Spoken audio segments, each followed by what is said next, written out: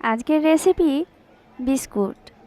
একেবারে মুখে দিলে মিলিয়ে যাবে এই বিস্কুটটা, দারুণ খেতে। Welcome back to my channel Naz Fala কিচেনে আপনাদের সবাইকে স্বাগত। তো বন্ধুরা, স্কিপ করবেন না, কেটে কেটে দেখবেন না, অনুরোধ রইল। বন্ধুরা চলুন এই বিস্কুটটা আমি কিভাবে তৈরি করি দেখে নিই। তো বন্ধুরা চলে এসেছি রেসিপিতে। একটি বাটি নিয়ে নিয়েছি, তারপরে আমি সাদা তেল দিয়ে দিচ্ছি আধ কাপ মতো।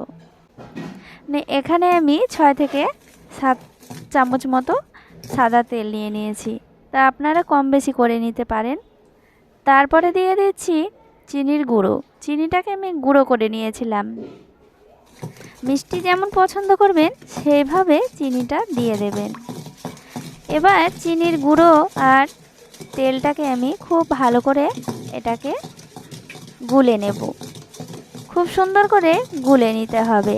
আবার বিস্কুটটা একেবারে খাস্তা হবে। এই বিস্কুটটা মুখে দিলে মিলিয়ে যাবে, এতটাই টেস্টি এই বিস্কুট রেসিপিটা। আবার একেবারে বাড়িতে থাকা উপকরণ দিয়েই তৈরি। তো বন্ধুরা দেখতেই পাচ্ছেন আমি খুব সুন্দর করে গুলে নিচ্ছি। এই যে দেখতে পাচ্ছেন গুলে নেওয়া হয়ে গিয়েছে। এরপরে দিয়ে দেব ময়দা। এখানে ময়দা আমার দিয়েছি 1 বাটির একটু কম। তো বন্ধুরা এখানে আমি দিয়ে দিচ্ছি 2 চামচ মতো গুঁড়ো দুধ। তো গুঁড়ো দুধটা দিলে খেতে দুর্দান্ত লাগবে। আর দিয়ে দিচ্ছি এখানে কাঠবাদাম, মানে চীনা বাদাম, এটা চীনা বাদামটাকে আমি খুব ভালো করে হালকা টেলে নিয়ে আমি গুঁড়ো করে নিয়েছি। এই বাদামটা দিলে খেতে দুর্দান্ত হয়। আর যদি বাদাম না থাকে হাতের কাছে, তাহলে আপনারা নারকেল থাকলে নারকেল গুঁড়ো দিয়ে দিতে পারেন। আর এখানে দিয়ে দিলাম 1 চামচ মতো ঘি, আর দিয়ে দিলাম বেকিং সোডা। আপনাদের হাতের কাছে যদি বেকিং সোডা না থাকে, তাহলে মিষ্টি সোডা, খাবার সোডাটা দিয়ে দিতে পারেন। এরপরে আমি সব কিছু একসঙ্গে ভালো করে মেখে নিচ্ছি। তো বন্ধুরা দেখতেই পাচ্ছেন সব উপকরণ দিয়ে খুব ভালো করে আমি মেখে নিচ্ছি। তো এখানে আমি 7 চামচ মতো তেল নিয়েছি, সাদা তেল।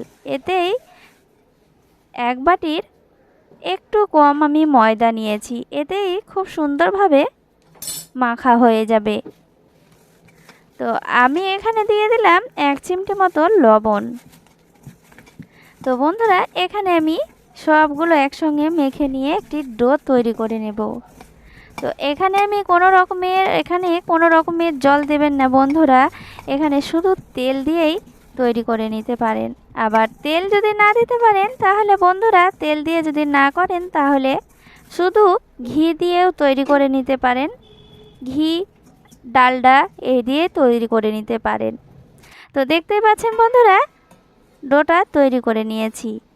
আর এখানে আমি যে থালাতে বসাবো, সেই থালাতে আমি 1 চিমটি মতো ঘি লাগিয়ে নিচ্ছি। খুব সুন্দর করে ঘি লাগিয়ে নিচ্ছে। ঘি না লাগালে আপনারা সাদা তেল লাগিয়ে নিতে পারেন।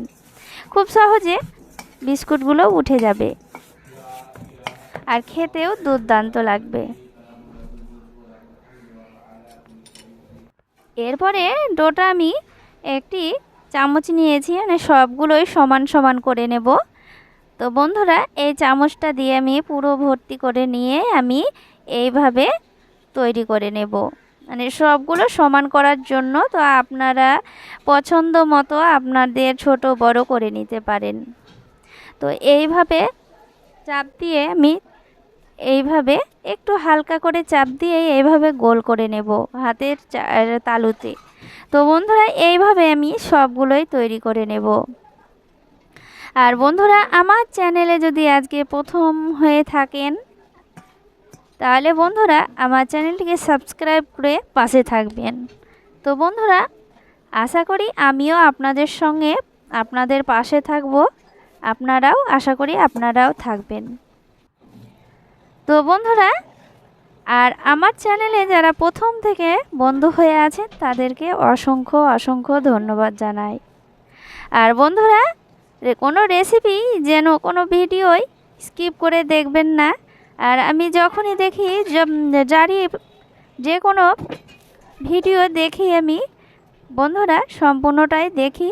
আবার হাতে যদি কাজ পড়ে যায় তো আমি শেষের দিকে এক মিনিট বা 2 মিনিট থাকে তখন আমি তাড়াহুড়ো করে বন্ধ করে দিই।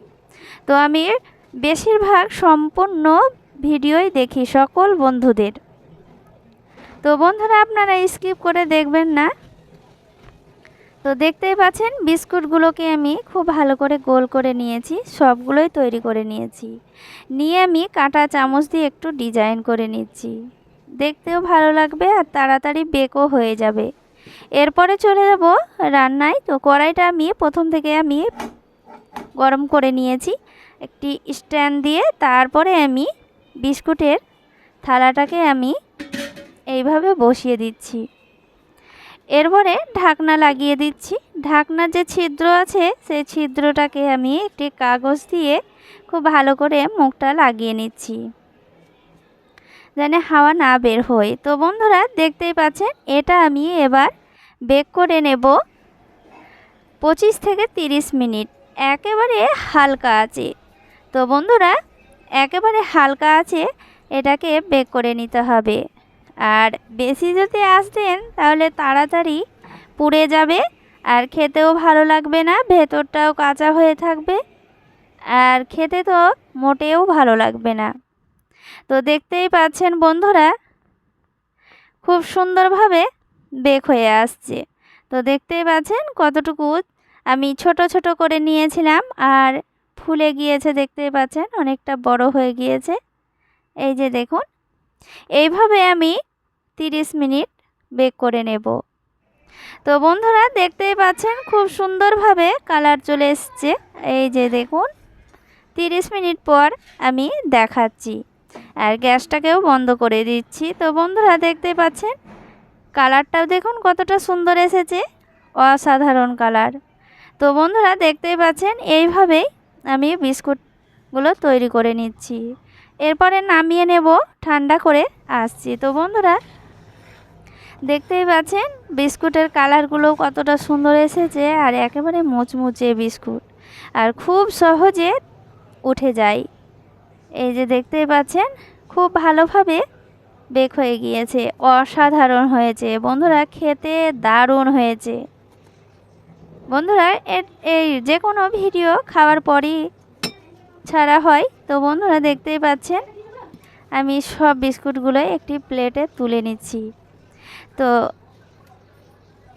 এক বাটির একটু কম ময়দা দিয়ে কতগুলো বিস্কুট হয়েছে দেখতেই পাচ্ছেন বন্ধুরা। এইভাবে যদি বাড়িতে তৈরি করা হয় চা দিয়ে খেতে অসাধারণ লাগে। তো বন্ধুরা, এইভাবে বিস্কুটের রেসিপিটা আপনারা বাড়িতে অবশ্যই তৈরি করবেন। আমি যেইভাবে তৈরি করেছি সেইভাবে তৈরি করবেন, একই সুন্দর খেতে লাগবে, স্বাদও হবে একই। তো বন্ধুরা, রেডি হয়ে গেল, দেখতেই পাচ্ছেন বিস্কুটের রেসিপি। মুখে দিলেই মিলিয়ে যাবে এই বিস্কুটগুলো। তো বন্ধুরা, দেখতেই পাচ্ছেন এইভাবে আমি একটি ভেঙেও দেখাচ্ছি কতটা মুচমুচে হয়েছে, ভেতরটাও কতটা খাস্তা হয়েছে। এই যে দেখতেই পাচ্ছেন বন্ধুরা, এইভাবে রেসিপিটা করে নেবেন।